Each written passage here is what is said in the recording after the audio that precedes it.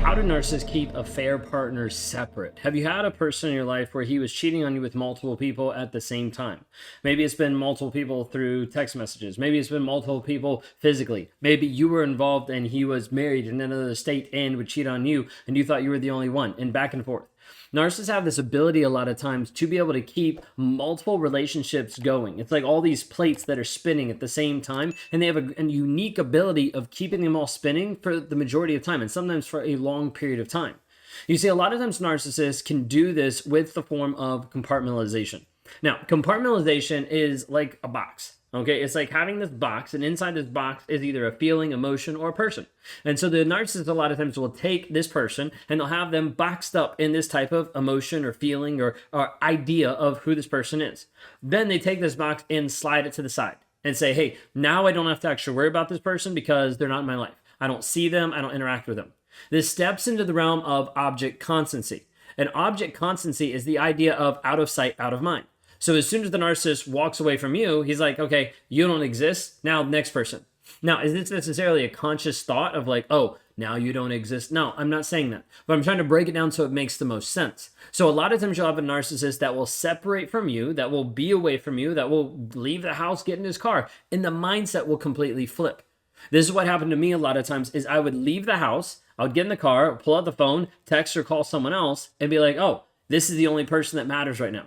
Not even thinking about the ramifications of what it would do to my wife and to my daughter. Not even thinking about how it would affect other people. Because in the moment, I'm only thinking about what? Just me, right? Just one thing. The narcissist. What is actually going on? Just me. That's the only focus that I had. And so a narcissist is going to focus on what they want in the moment. So it's going to shift. This is why you're going to see a lot of times mood swings. You're going to see a narcissist that's happy one time and mad one other time. Because it's all depending on how they're feeling in the moment. What they're focusing on in the moment. So with affair partners, a lot of times narcissists will try to keep them separate. Obviously, makes a lot of sense because you don't want them to interact. Sometimes narcissists have them interact, but they've already pre-framed it so the people don't even know that they're interacting with the affair partner. Now, you might already get a gut instinct or a feeling about this. Understand that a lot of times that might be right. Of just like something feels off, something doesn't feel right. Pursue that.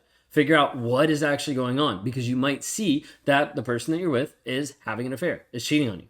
Now, I need you to understand, like in this aspect of boxing things up, so like I'm going to box this relationship up, push it to the side. Now this person doesn't exist. It's the same idea as having almost like alternate realities. Now, narcissists are not schizophrenic. We're not saying they have like dual realities, but bear with me for a minute.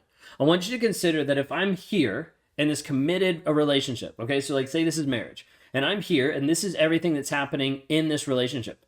And then I leave that, walk out of the house, and I get in the car, and I'm like, okay, in the car, it's this relationship. It's the affair partner, someone completely different. Okay? What happens is the narcissist starts to use the object constancy to be like, hey, that doesn't exist. In this moment, I'm here. I'm connected. I'm present. In this moment, I'm here. I'm connected. I'm present. That person doesn't exist. I'm faithful. I love you. That person doesn't exist. I'm faithful. I love you. So they separate it. Okay, now this doesn't mean that they're like different people or alternate universe kind of a thing, but I want to give this example so it tries to make the most sense. Now, where the narcissist starts to slip up is the in-between. The in-between of shifting between this version, this person here, and this person.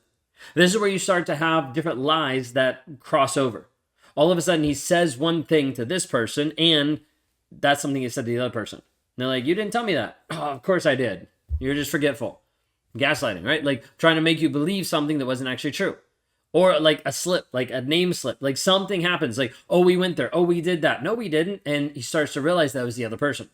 So you're going to see different slips that happen as the narcissist goes back and forth.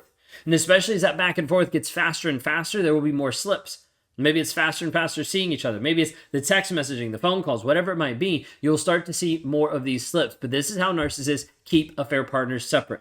They have to view it in their own reality of like this person only exists inside this bubble. This person here only exists inside this bubble. When I'm in this bubble, they don't exist. When I'm in that bubble, they don't exist.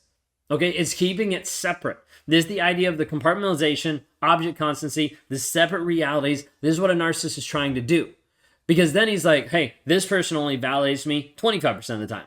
This person validates me 50% of the time. Let me find someone else that validates me 25% of the time. I feel wonderfully validated. And then that goes down because the newness wears off and then they have to find more. And you're going to see this repeated cycle over and over and over. If you've been with a narcissist and he's been a cheater, you're like, hey, this has been going on multiple times.